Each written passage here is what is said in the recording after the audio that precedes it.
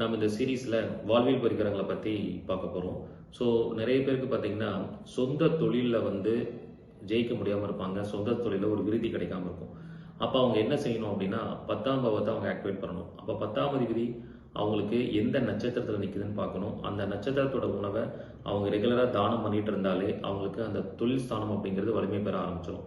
அப்போ நட்சத்திர உணவை வந்து நீங்கள் தெரிஞ்சுக்கணும். ஸோ 10ஆம் அதிபதி ஒருத்தங்களுக்கு மிருகசீரிச்ச நட்சத்திரத்தில் இருந்தால் நீங்கள் அடிக்கடி வந்து தேங்காய் சாதம் தானம் பண்ணிட்டே இருந்தீங்கன்னா உங்களுடைய தொழில் வளர்ச்சி ரொம்ப பிரமாதமாக இருக்கும். இந்த மாதிரி 22 நட்சத்திரங்களுக்கும் என்ன மாதிரி தான தர்மங்கள் பண்ணணும், எப்படி வாழ்வியல் பரிகாரங்கள் எடுக்கணுங்கிறதையும் நான் வகுப்பில் சொல்லிக் கொடுக்க போகிறேன். ஸோ இந்த அருமையான வாய்ப்பை எல்லாரும் பயன்படுத்திக்கோங்க. இது வந்து உங்கள் வாழ்க்கையோட பிரச்சனைகளை தீர்த்து கொள்வதற்கான ஒரு வகுப்பு.